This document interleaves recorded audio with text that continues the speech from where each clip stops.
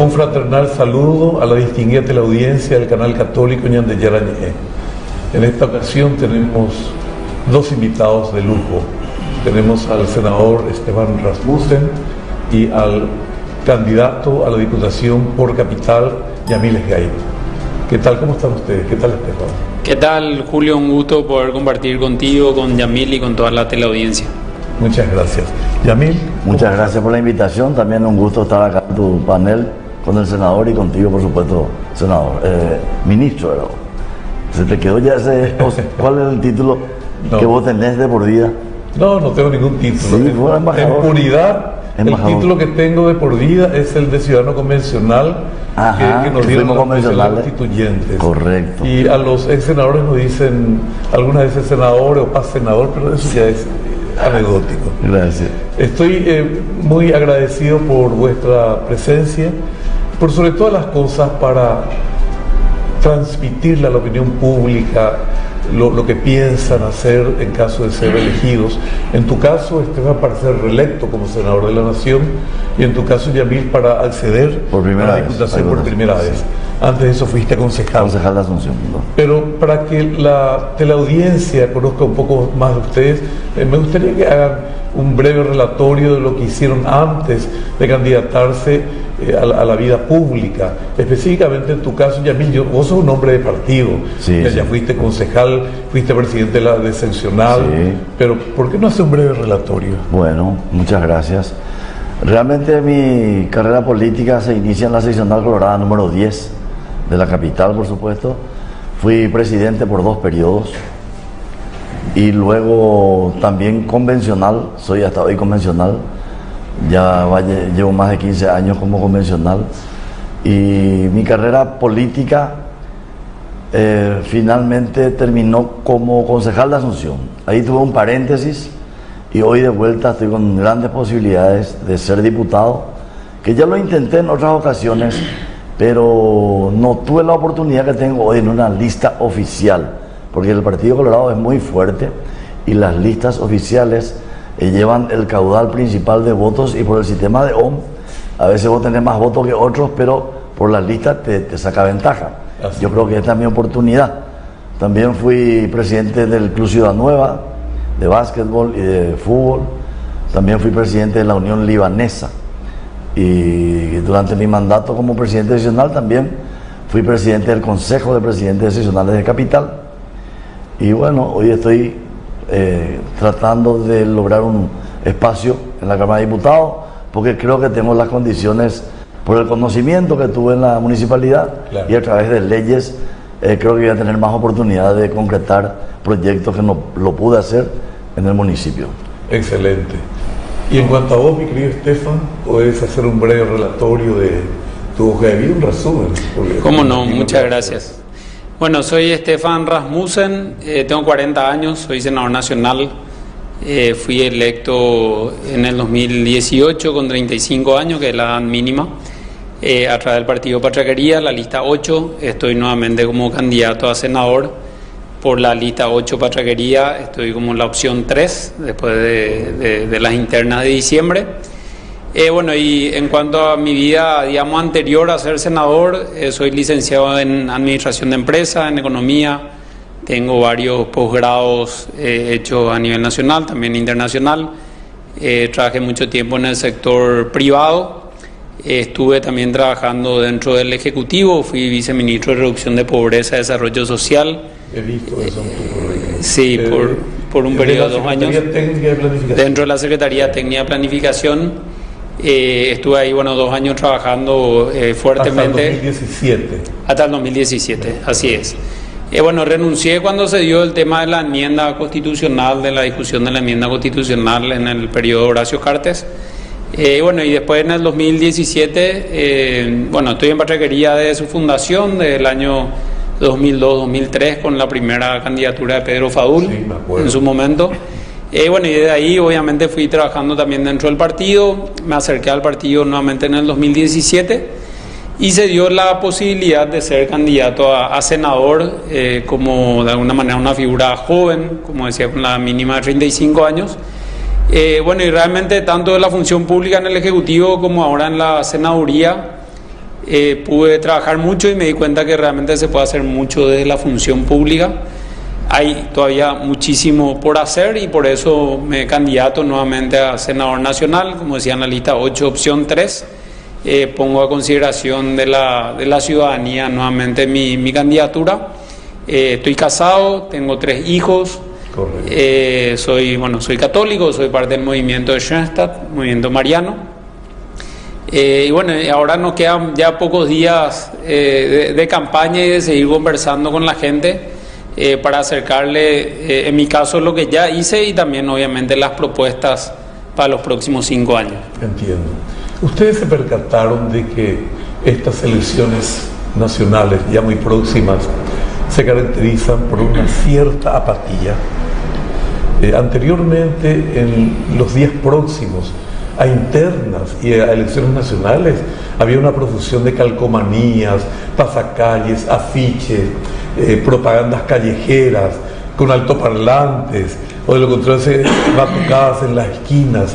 Eso hoy por hoy casi no se ve. Me llamó la atención y en contrapartida sí pude apreciar, y específicamente en los candidatos de la concertación, pude apreciar grandes carteles, esas gigantografías, esos carteles LED, que Asunción está lleno, y camino al interior también he visto muchas de esas propagandas. No tanto así en el caso de los candidatos del Partido Colorado. ¿Es así, Yamil? Yo no sé si es exactamente así. En mi caso, por ejemplo, tengo una buena cartelería. En mi caso, yo creo que estamos haciendo el esfuerzo de invertir en la publicidad, que suma, todo suma en política. Todo suma. Y cartelería gigantesca no, ¿verdad? Es muy caro de repente, pero yo tengo bastante bien posicionado las columneras, y gracias a Dios me invitan en muchos programas también, y la televisión es lo que más vende. Entonces estoy aprovechando muchos espacios que me están dando y hablando con la ciudadanía. También las radios, ¿verdad? Así también venimos de una interna muy pesada. Entonces la gente está un poco desgastada también después de eso, principalmente el Partido Colorado, que tiene interna fuertísima. Y por eso seguramente que se hizo un receso, pero están arremetiendo ahora los candidatos fuertemente ya en la última recta final. Yo creo que ahora se va a notar más eso. Correcto. Así como acaba de decir Yamil, Estefan, las internas y en esta ocasión las generales son costosas. Son costosas por el sistema de bloqueo. Y me gustaría que te explayes sobre ese tema, pero en el siguiente bloque. ¿Cómo no? Estefan. Sí, bueno, es importante comentar un poco y compartir con la ciudadanía. Como bien decías, don Julio, esta es la primera vez que se va a votar en las generales con el sistema aprobado en este periodo legislativo, que es el desbloqueo de las listas sábanas. Correcto. Donde el elector va a tener que elegir a un candidato de su preferencia en los cargos, lo que se llama plurinominales, o sea, donde hay un colegiado, ¿verdad? Donde hay varias bancas, ya sea senadores, diputados y en el interior del país, juntas departamentales. Entonces el elector tendrá que primero elegir la lista de su preferencia, y una vez elegida la lista de su preferencia, se le va a abrir el abanico, digamos, de candidatos dentro de esa lista, ¿verdad? Así mismo. Entonces, en mi caso, digamos, la lista 8, si uno aprieta la lista 8 para senadores, van a aparecer los 45 candidatos. Abanico. Vos tenés la ventaja de ser un número cercano, la opción. Yo estoy como la opción 3, arriba. así es. Eso ayuda. Pero es importante, porque yo creo que no hubo la suficiente, digamos, educación y capacitación al elector sobre esto, que es nuevo. Se va a votar también por primera vez en las generales con una máquina de votación que no es una urna electrónica, sino que básicamente imprime el voto y después el elector pone eso en el buzón. Entonces sí, cambió totalmente la dinámica de la campaña, ¿verdad? Tanto la interna como las generales. Y obviamente invitar a la ciudadanía que vaya a votar el 30 de abril. Lo otro que también es importante decir es que ya hace más de 10 años hay una ley de inscripción automática. Para muchos jóvenes dicen, no, pues yo no me inscribí, sino que a través de la ley, digamos, los ciudadanos, creo que fue a partir del 2008, 2009, ya tienen inscripción automática una vez cumplido 18 años. ¿Verdad? Entonces es por eso que el padrón está cerca de 5 millones de electores, de personas habilitadas para votar. Entonces obviamente invita a la ciudadanía al 30 de abril que vaya a votar, que vaya a elegir sobre todo, porque por primera vez va a poder elegir a su candidato de preferencia. Obviamente investigue a todos los candidatos y que vote con plena libertad y también seguridad del secreto del voto, que es otra cuestión importante, ¿verdad? Bueno, pero de hecho hace rato nuestro pueblo está aprendiendo a votar, está aprendiendo a elegir. No, el voto cruzado ya es un hecho de hace más de una década. Ya la gente vota, elige a alguien de un cuerpo colegiado y va a las presidenciales, generalmente cruzan sus votos. Dos temas que tocó muy importantes, si me permitís. Sí, por supuesto. De la juventud, de los 18 años, están en el padrón y vamos a tener ahora 190.000 jóvenes nuevos integrando el padrón, 190.000. La mayoría no participa. Y sobre eso estamos trabajando, llegando a los barrios y hablando con la gente de eso, de la importancia y la falta de educación cívica que perdimos mucho últimamente, porque han venido estrategias foráneas, globalistas, seguramente que tratan de que los ciudadanos pierdan ese amor a la patria. El canto del himno terminó, nosotros queremos volver a que se cante el himno en los colegios. Y le digo a los padres, a las familias que nos reunimos, es una obligación ir a votar, porque la gente que dice, no, dado igual, todos son bandidos, no es así. El tema que tocó también Rasmussen, información. Tenemos que informarnos para saber elegir. Currículum de los candidatos, nadie revisa. Y se van a votar día de ese y se les busca. Entonces le digo, acá nosotros 5 años le damos a una persona que maneje nuestro futuro. Entonces es demasiado importante informarse quién es el candidato y elegir al que les parece que es el mejor y el correcto. Entonces eso es lo que falta acá un poco más. Información, educación cívica principalmente, para que la ciudadanía participe y mejore la calidad en la votación, para que mejore la calidad de gobernantes. Coincido contigo. Hoy por hoy se produce una regresión en nuestro país. Ya nadie canta el himno. Alguien dijo en su momento que era una pérdida de tiempo. Discrepo con esa opinión. Hay que cantar el himno, hay que cantar canciones patrióticas. Están tratando de erradicar el concepto de identidad nacional, nuestras costumbres, nuestras virtudes. Casi nadie conoce la historia del Paraguay. Casi nadie conoce. Si alguien hace un sondeo en la calle, le preguntan quién es el general José Duíguez Díaz, y es posible que le digan, es el tío de mi padrino, qué sé yo, cualquier cosa. No conocen nuestra historia. Ustedes tienen reuniones, disculpadme, es así, grupos de 20, 10 personas. Sí. Probamos lo que estoy probando. Ninguno supo. Usted ya de bachiller le digo, disculpame, pero yo a los 40 supe lo que te iba a preguntar, le dije. ¿Cuántos diputados hay en Paraguay? Ni hay. Y le miraba al resto, tampoco saben evidentemente, porque nadie le dijo 80. O sea que hay una falta de educación cívica, desinterés. El pueblo, nuestra juventud no lee. Hoy por hoy, claro, se facilita con el internet. Entrar en Google, cualquier cosita aparece.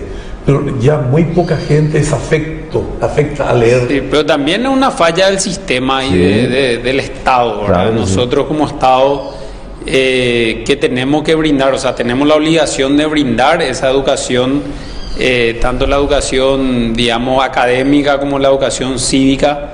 De hecho, lastimosamente, todo lo que es educación cívica fue saliendo de la malla curricular en los últimos ya 25 años.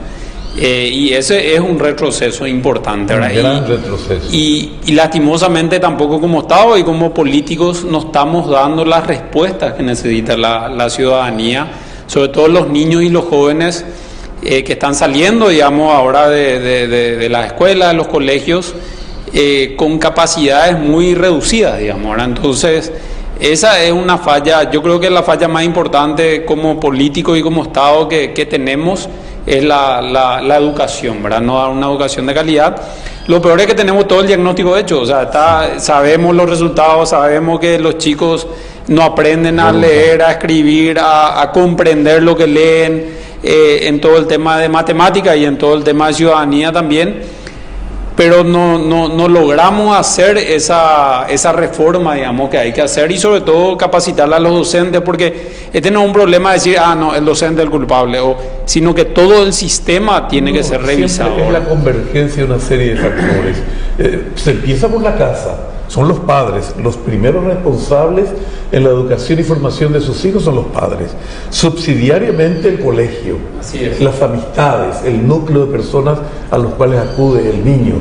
Es decir, hay una serie de cosas, pero yo me siento realmente congratulado porque veo que hay personas muy interesantes, como el caso tuyo, Yamil. Gracias. Vos sos una persona de nivel, vos, Estefan, sos una persona de nivel, y en proporción directa y en la medida en que personas entendidas, personas de nivel que tengan una clara percepción de la realidad que afecta a nuestro país, integren, en tu caso la Cámara de Senadores y en la tuya la Cámara de Diputados, por lo menos existe la posibilidad, existe la esperanza de que vaya mejorando esto. Y por sobre todas las cosas, nuestras respectivas cámaras que se han deteriorado muchísimo de nivel intelectual, vuelva a cobrar una cierta vigencia. Tiene que ver, doctor, yo creo que va a coincidir solamente los Rasmussen, es hora de tocar la Constitución, es hora de que termine el mandato de 23 votos en nuestro país, que es la Cámara de Senadores. Cuando me dicen por eso, senador, sí, usted está en el poder hace 70 años, yo le estoy diciendo, hace más de 30 que no es así, hace más de 30 años con el cambio constitucional, manda 23 votos, y esos 23 no son solamente colorados, hay una oposición también, que se aprovecha de eso, ¿verdad? Y no hace su trabajo de oposición. Es todo un tema que vamos a profundizarlo del siguiente volumen. Bueno, ¿cómo no? En relación a lo que estaba diciendo Yamil, yo coincido contigo que en la Convención Nacional Constituyente del 92 se fortaleció mucho el Poder Legislativo. Estábamos saliendo del gobierno del general Stroessner de 35 años, donde había un Poder Ejecutivo fuerte, la Constitución del 67 con una reforma, una enmienda del año 77 que fue la que posibilitó la reelección definida. Claro. Y entonces había preconceptos. Y en ese entendimiento, si bien es cierto, es un país unitario, no es un régimen presidencialista, no es parlamentarista, pero en la praxis el Senado tiene mucho poder. La verdad, ¿sabe qué? Sí. Los políticos creando espacios para llenar de gente que no corresponde, para dar respuesta a sus aliados. Esa es la realidad. Creando instituciones para desangrar más al Estado, innecesaria. Es una totalmente innecesaria. La cantidad de secretarías. Te voy a contar la municipalidad. Sí, proseguimos. Municipalidad. Tenemos comisiones, como ustedes tienen. ¿Y quién encontré el primer año? Faltaba darle espacio a otro para lograr votos para la presidencia. ¿Y qué dice uno de los más expertos antes de ahí? Vamos a crear 2 comisiones más, listo. Se creó 2 comisiones más. Entonces con eso satisfizo la necesidad del otro para lograr su voto. ¿Y qué le importa? ¿Eso sabe qué significa? Una comisión más, una jefa de comisión, una oficina también, y un secretario. ¿Entendés? Así nomás, y ya está, en una sesión. 2 comisiones nuevas. Solucionar el problema. Pero mundiales, papá, no es acá nomás. No es acá nomás. Lo mismo acontece la ONU, la OEA. En las respectivas cámaras de senadores y diputados. ¿Cuántas direcciones hay? Sí, a ver... no es culpable él, yo sé. No, de hecho yo trabajé 5 años, que ahora que me tocó de senador, sufriste acá trabajé para cuidar el dinero de la gente, porque muchas veces cuando se habla de dinero público, el político, el legislador, el ministro, el presidente de la República creen que son dueños de ese dinero, o el ministro de Hacienda, ¿verdad? Sí. O el de la Junta, o el intendente. Y tenemos cada vez que instalar más en la ciudadanía que ese dinero es de la gente que pagó a través de sus impuestos. Sí, ahora, impuestos, tasas, diferentes contribuciones, ¿verdad? Entonces, porque si no se vuelve una entelequia, se vuelve un abstracto, decir, no, ese dinero ya existe, vamos a gastar. Y se gasta, obviamente, en cuestiones que no son necesarias para la ciudadanía, y se deja de gastar en medicamentos, en mejorar la educación, en infraestructura y demás. Entonces yo estoy plenamente de acuerdo. De hecho, nosotros venimos del tercer espacio, Patria Querida, tratando de instalar una nueva idea de política, ¿verdad? De renovar la política. Nuestra propuesta de campaña hace 5 años era renovemos, ¿verdad? De renovar la política. Trabajamos mucho estos 5 años, por un lado en cuidar el dinero de la gente que paga a través de sus impuestos. También trabajamos fuertemente en la lucha contra la corrupción, porque hay mucho corporativismo también, ¿verdad? Claro. Cuando uno entra en eso es, si voy a recibir una comisión o si vos contratás 5 o 10 personas, o si, entonces ya entra. Yo particularmente, por ejemplo, no contraté nunca una persona, digamos, que trabaje conmigo. Trabajé directamente con funcionarios ya de las cámaras, que son funcionarios excelentes, que ya tienen la experiencia, claro. ¿Verdad? Muchas veces es cuestión de trabajar con ellos y se puede hacer un excelente trabajo. Entonces, cuidar el dinero de la gente que paga a través de los impuestos es demasiado importante, y lastimosamente en la política eso no está instalado a la inversa. Yo creo que estamos mejorando, ¿verdad? Yo creo que como era hace 5, hace 10 o hace 15 años, se está mejorando de a poco. Queda muchísimo todavía por mejorar. Perdón, ¿mejorando en qué? Y hay algunos pasos, por ejemplo en la transparencia. Hace 10 años, 15 años, uno no sabía qué pasaba en la sesión de la Cámara, por ejemplo, ¿verdad? No, correcto. Entonces uno podía despilfarrar todo, tomar un montón de decisiones sin dar la cara. Pero hasta ahora subsisten las sesiones reservadas, ¿verdad? Para otorgar acuerdos de embajadores, sí, y yo para creo temas que hacen de seguridad nacional. Claro. Pero en este periodo legislativo no sé si habrá habido 1 o 2, digamos, ¿verdad? Pero ese por ejemplo es un paso que tenemos que seguir dando e instalando, que son muy difíciles de retroceder, ¿verdad? Entonces, cuando uno instala la transparencia, instala la publicidad, instala que todos tenemos que rendir cuentas, la ciudadanía ya toma eso como un triunfo, digamos, y eso es muy importante. Entonces es muy difícil que venga después otro político o otro presidente de la República o quien sea a tratar de retroceder, ¿verdad? Entonces tenemos que seguir, son pasos lentos, mucho queremos avanzar mucho más rápido, digamos, en la mejora de la calidad del gasto público, pero son pasos que hay que seguir dando. En la medida en que cada uno aporte su grano de arena, yo creo que podemos lograrlo. Claro. Dijiste hace rato algo, cambiar la Constitución. Yo personalmente creo que no es el momento. No es el momento de pensar en una reforma constitucional. Podrían darse algunas enmiendas. Una de las enmiendas que yo propondría es el hecho de que el Poder Ejecutivo eleva el presupuesto general de gasto a consideración del Congreso y ahí le hacen trizas. En el Congreso agarran y necesariamente un 30 o 40% incrementan. Ese fue el problema y vos no querés hacer el cambio. Porque lo que no, pero eso se puede hacer por la vía de la enmienda. Ojalá que por la vía de la enmienda. Es que lo que yo digo nomás tiene que ser más presidencialista. La gente elige una persona de confianza. La gente no sabe después cómo se va a conformar la Cámara de Senadores. Y sin embargo, la gente lo que no sabe es que esos son los que van a mandar. Al presidente se queda de repente arriba como un títere. Y al que se pone en contra de eso, lo tumban. No, si el presidente de turno no tiene un congreso que lo apoye, o por lo menos que una de las dos cámaras decente, honesto. Claro, que por sobre todas las cosas con patriotismo. Sí. Acá desafortunadamente el problema es la figura del juicio político. El juicio político, como el nombre lo indica, es política. Acá por cualquier cosa, una vez que se tengan los votos, ya se libera la compuerta, sí, y puede pasar cualquier cosa. Entonces, todo ese tipo de cosas yo creo que tenemos que administrar con más cautela. Una vez, recuerdo que el actual ministro de la Corte, Víctor Ríos, iba a presentar un proyecto de reglamentación de ese artículo constitucional del juicio político. Mercedes Ley naturalmente no le permitieron, ni siquiera recibieron en comisiones, creo que ni siquiera se atrevía a presentar. En puridad, eso habría que reglamentarlo. Eso no puede quedar librado al azar y al libre criterio y capricho de los senadores y diputados. A ver, yo tampoco creo que sea el momento de hacer una constituyente, ¿verdad? Yo creo que tenemos una constitución bastante buena, diría que una de las mejores de la región.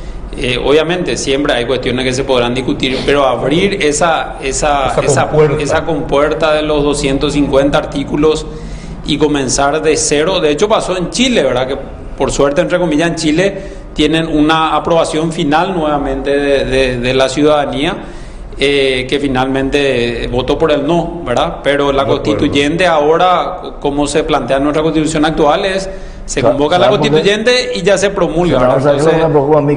Que por eso quiero hacerlo, y ustedes saben más que yo seguramente. Los jueces tienen que ser electos como nosotros los diputados y senadores. Los jueces pasan por un filtro en donde siempre tienen que deber favor a los políticos. La impunidad, por eso existe la impunidad acá. El tema de jurado enjuiciamiento, un peaje, es una barbaridad. No tiene que haber eso. Tiene que volver a un estado anterior. Para eso tengamos un juicio político, por ejemplo, ¿verdad? Entonces vamos a tener un poco más de jueces libres y que el pueblo elija. Eso es lo que yo quiero cambiar. ¿Entendés? La parte de impunidad está muy atornillada en la Constitución. Perdón, no sé si te entendí. ¿Vos decís que los jueces sean electos? Por el voto popular. Yo no estoy de acuerdo. Yo no estoy de acuerdo. ¿Quiere que sigan ellos nombrados por políticos corruptos? Ahí puede pasar cualquier cosa. Tengo la experiencia de Bolivia, en donde muchos magistrados fueron electos por el voto popular y se produjo cualquier cosa.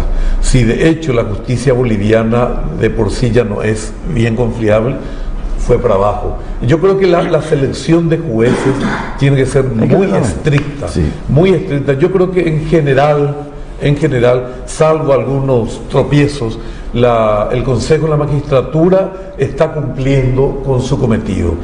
Anteriormente sí era mucho más fácil, pero ahora se ajustaron las normas de control y de transparencia, y en general cumple la elección de los magistrados y de los agentes fiscales. Y también de los ministros de Corte, ¿verdad? Claro. Hay que recordar que en este periodo legislativo designamos a 7 de los 9 ministros de Corte. Yo creo que tenemos una Corte mejor compuesta de lo que teníamos anteriormente. De hecho, la Corte reciente, digamos, que está siendo renovada fue como resultado de un pacto político, ¿verdad?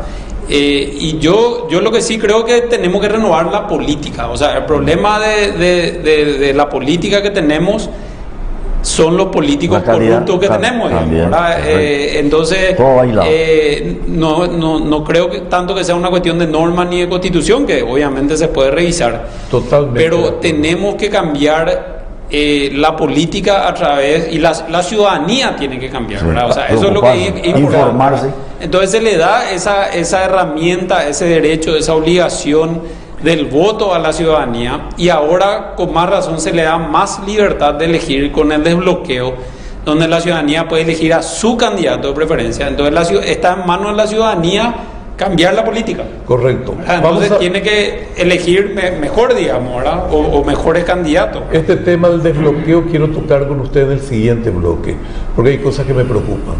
Estaba diciendo que el tema de desbloqueo parcial naturalmente permite, lo que acabas de decir, que el elector pueda elegir al candidato de su preferencia, pero los problemas que trae aparejado.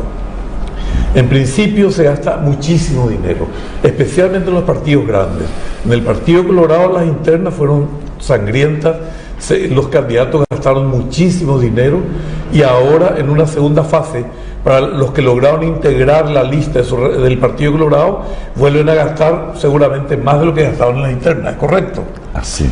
Amén de eso, el concepto de desbloqueo parcial de lista hace de que la clase en general tiende a que desaparezcan los partidos políticos, porque se presta, no es tu caso porque de hecho ya sos senador, pero se presta a que muchas personas que no tienen esa vocación política, que no tienen la sensibilidad del político, que no tienen la sensibilidad humana, grandes empresarios, grandes terratenientes, de repente tienen todo y quieren ser ya políticos, quieren tener poder, y se candidatan. No les cuesta gastar 6, 7 millones de dólares por su candidatura, y te pongo la firma que van a ser electos, no te quepa la menor duda. En el Partido Colorado tengo varios ejemplos, no voy a citar nombres. Entonces eso hace de que las personas que hacen política se desmotiven. Entonces de a poco se está convirtiendo en un proyecto empresarial. A mi juicio, en este periodo legislativo hay que revertir ese tema del desbloqueo parcial, buscar alguna otra alternativa que sea un poco más digerible. Sí, bueno, yo diciendo, ¿verdad? Diciendo el tema del desbloqueo, ¿verdad? Yo creo que el desbloqueo le da una libertad superior al elector, ¿verdad? Históricamente, o sea, a ver, sin el desbloqueo lo que pasa es que se eligen, digamos, los candidatos fuera de la voluntad popular, o sea, porque se hace la lista y obviamente la voluntad popular vota primero en la interna y después en las generales, ¿verdad? Yo creo que darle libertad al elector no puede restar, por un lado. Por otro lado, creo que el dinero, ya sea empresarial o mal habido, está en la política hace décadas y por lo menos lo que tenemos hasta ahora, y tenemos de hecho el caso de las municipales también ya en el año 2021, no se dio ese temor que algunos tienen, puede ser genuinamente, ¿verdad?, de que va a entrar, digamos, el dinero mal habido y del narcotráfico más. Ese dinero lastimosamente ya está en la política y podemos ver casos sonados tanto en diputados como en senadores, ¿verdad? Entonces, ahora lo que sí yo creo que tiene que cambiar es el tema de que el que pone plata entra. Yo también creo que la ciudadanía está cambiando eso. Cuando a mí me preguntan ahora en campaña, inclusive en los partidos tradicionales, ¿verdad? Y lo pueden decir muchos candidatos de los partidos tradicionales, ¿verdad? No es más solamente una cuestión de plata. O sea, seguro. Si tenemos $1 millón o $2 millones, obviamente seguramente podrá o no tener más posibilidades, pero eso también tenemos que cambiar y la ciudadanía tiene que entender que por vender por un 100.000, 200.000 o 300.000 guaraníes su voto el día de la elección, que probablemente hace un asado y compra cerveza esa noche y se la acaba, después queda 5 años, digamos, con la misma precariedad de los servicios públicos, ¿verdad? Entonces, yo sí creo que el desbloqueo va a mejorar mucho en el sentido de que el candidato electo, si sabe que va a haber desbloqueo dentro de 5 años y se quiere volver a candidatar, va a tener que dar la cara de decir, esto yo hice, esto yo hice, esto yo hice, esto yo hice. Entonces, yo creo, digamos, eso que va a trabajar mucho mejor la política, ¿verdad? Esa es la expectativa, evidentemente, ¿no? Tiene sus aspectos positivos, claro que sí, pero tiene muchos aspectos negativos y a mi juicio, pero eso es una opinión muy personal, a mi juicio la balanza se inclina hacia lo negativo. Yo preferiría, me gustaría que deroguen esta ley, lo cambien por otra más digerible en este periodo legislativo. Pero cambiando el tema del desbloqueo, ya volviendo a la arena política propiamente dicha, ¿cuál es tu percepción, Yamil, vos que sos un hombre de base, sos un trabajador, sos un hombre militante de las seccionales, conoces las reivindicaciones del Colorado, del afiliado, si bien es porque la ubicación de tu seccional es un combo. Hay gente de mucho dinero, hay gente también de un estrato social, está en medio del mercado 4. Así mismo. En medio del mercado 4, así es que, ¿cuál es tu percepción, vos que estás todos los días visitando a los amigos? ¿Quién gana? Yo como Colorado quiero que gane mi candidato, Santiago Peña, que es el candidato de la lista 1, pero vos que estás en el training diario, ¿cuál es tu percepción? Y hay una mayoría a favor de Santiago Peña porque el rechazo y la gente que más o menos está informada conoce de las actividades corruptas que llevó adelante este señor Alegre en lo privado, en lo público y en su partido. Como ministro, la gente se entera, se va enterando de cosas que van saltando de repente, que estaban un poco solapadamente guardadas en algún cajón y van apareciendo, ¿verdad? Sin embargo, se sabía, pero no había documentos directamente como hoy. Entonces, un señor que tiene 61 demandas en su partido, está con 70.000 millones de guaraníes de faltante que nadie sabe dónde está. El contralor de su partido lo dice y se instala como un cambio, y es mentira, porque él es gobierno hoy, aliado con la persona equivocada que elegimos nosotros. Ellos son el gobierno, a cargo de ellos está la seguridad y a cargo de ellos estuvo la auditoría de 1.600 millones de dólares que se usó para la pandemia. ¿O no fue Yucio el encargado de eso y dijo, está todo bien? Entonces, tenés el tesorero de tu partido instalado en la DIVEN, cargo público. Todo eso hace de que pierda credibilidad. Y entonces la oposición, que tiene que controlar, tenemos un presidente genuflexo también, corrupto, y la oposición salió con él. ¿Y qué pasó ahí? Se dobló el triple, el robo. Entonces no hay oposición. Y solamente el partido nuevamente es la alternativa. Santiago Peña. Encima que no vamos a improvisar. Santiago Peña ya demostró su categoría como ministro de Hacienda, pero bajaba los precios, él hizo cosas muy buenas, ordenó la casa, de 2 servicentros Petropar pasó a tener 150, había combustible, estaba regulado el precio, y eso son las cosas que enojaron a muchos empresarios. Recortó gastos superfluos de Yacyretá y Itaipú, que va para los canales, de 5 millones de dólares al año le bajó a 200.000, el peor hombre de la cancha Horacio, en 5 años son 24 millones de dólares que le sacó del buche. Él era ministro de Hacienda, el interés de la tarjeta de crédito de 68 bajó al 12. Entonces, ¿y qué me tenés que decir a favor de Alegre? Y no sé, ni le nombrás en tu campaña. Eso vamos a preguntarle acá. No, él creo que tiene, su campaña tiene que ser para Rasmussen y el resto que se arregle, ¿verdad? Mira, bueno, él va a hacer uso del desbloqueo. Él va a votar por sí mismo, obviamente. Claro. No tiene que creer en vos. Y para las presidenciales, yo creo que por la forma en que te mueves vas a votar a los No. Digamos, son buenos. No. Está bien. A ver, para expresar un poco la posición del partido, primero el Partido Patria Querida. El Partido Patria Querida es un partido obviamente de oposición, claro. ¿Verdad? Surge como un partido de oposición ya hace 20 años. De hecho, trabajamos mucho en concertaciones anteriormente. Formamos parte de la concertación nacional. De hecho, tuvimos un candidato que es el diputado nacional. ¿Cuántos senadores tienen ahora? 3. 3 senadores y 3 diputados. De hecho, uno de los diputados, el diputado nacional Sebastián Villarejo, fue candidato a presidente de la República en diciembre dentro de las internas de la concertación. Claro, y nosotros y respetó el claro, el partido de hecho firmó y fue una decisión asamblearia de participar de las internas de la concertación y acompañar obviamente a la concertación hasta el 30 de abril, ¿verdad? Yo particularmente creo en la alternancia. Yo creo que le va a hacer bien a la República el cambio, ¿verdad? Yo creo que inclusive al Partido Colorado le va a hacer bien el cambio. ¿El cambio por el cambio nomás? No, yo creo que le va a hacer bien a la República cambiar de hombres, ¿verdad? Porque el Partido Colorado, ¿qué bien o mal, las objeciones de Yamil en relación al candidato de la concertación? No, yo creo que el candidato, la concertación en sí va a llegar como un equipo de trabajo, digamos, ¿verdad? No va a ser solamente Efraín Alegre. Va a llegar con un equipo de trabajo. De hecho, hace unos días estaba haciendo ya anuncios de su gabinete.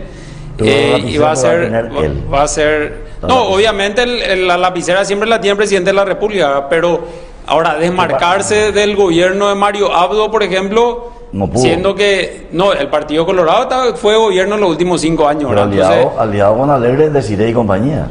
Bueno, pero él finalmente él es el que tiene la lapicera, ¿verdad? O sea, Mario Abdo es presidente del partido, gracias al Partido Colorado, obviamente, pero entonces de que Mario Abdo hacer oposición un gran segmento de su gabinete estaba conformado por opositores.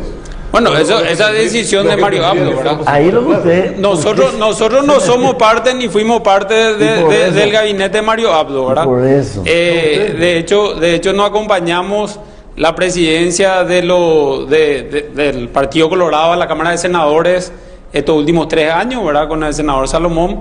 Pero bueno, eso digamos es coyuntural, ¿verdad? Yo creo particularmente, y soy muy sincero en esto, ¿verdad?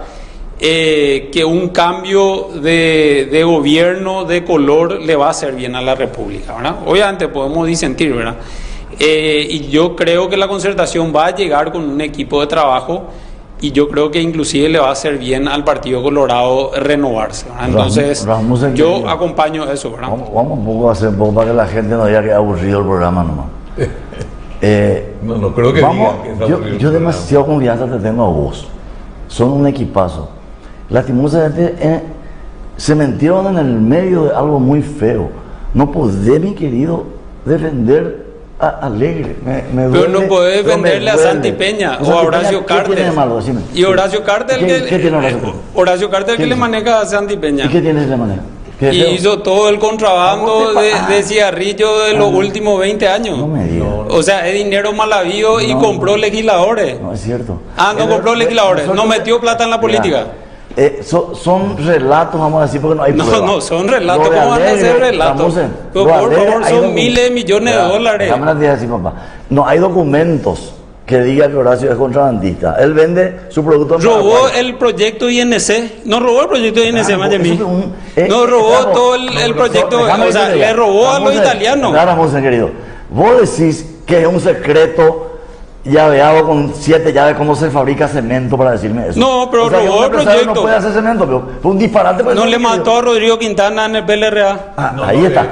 por Tenemos ya el ejemplo, video cuando el hijo de Alegre mueve la bala. Ese es un tema que hay que profundizar. Ojo, No, pero Vamos a- ¿acaso no forzó a la enmienda constitucional?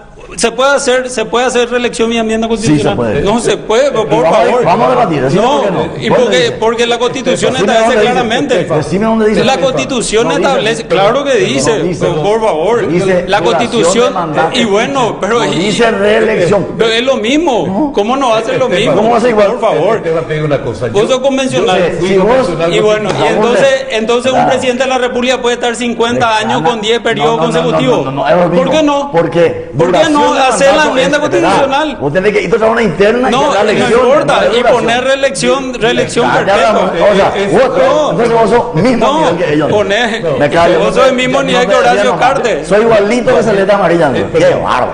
No me puedes decir eso, la puse. Discúlpeme, ese Dios tema, mío. perdón, ese tema de la enmienda. ¿Cómo es vas a un decirme tema- eso? Ese es un tema grosso que amerita una discusión mucho más prolongada. Hay que profundizar. Yo profundicé ese tema, yo dictaminé sobre el tema y te digo, podemos disentir. Hizo agua la constitución. Claro que vamos a disentir. No, Hizo la, agua. la Vale. enmienda, y no lo digo yo, lo dicen juristas que saben mucho más que yo, es perfectamente factible porque, por la vía sin De la tener. reelección. O Sí, sea, no, puede no, ser no, reelecto no, la 50 enmienda desde el años. punto de vista constitucional. No, si hacer enmienda, sí. No. Pero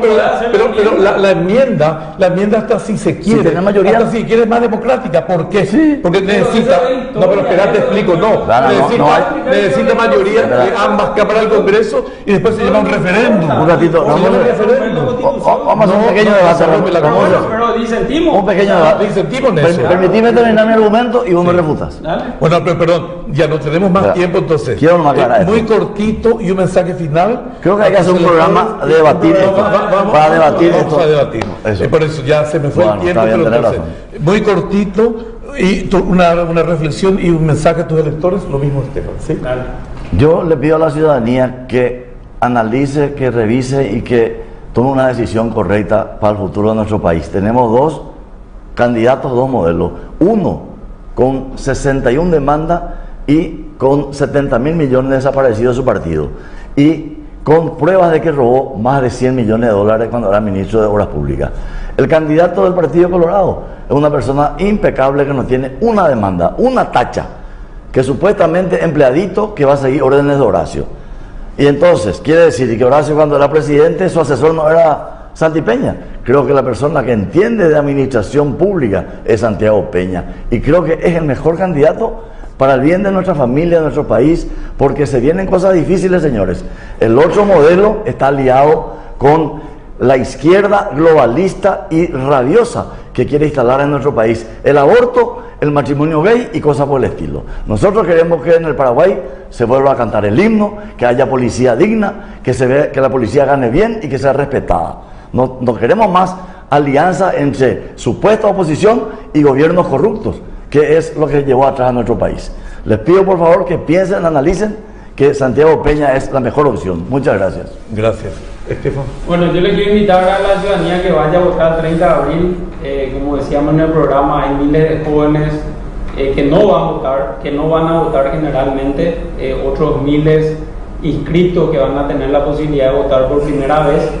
Que vayan informados a votar, van a poder elegir a su candidato de preferencia, que obviamente me consideren. Yo estoy como candidato a senador por la lista 8 Carreguería, la opción 3.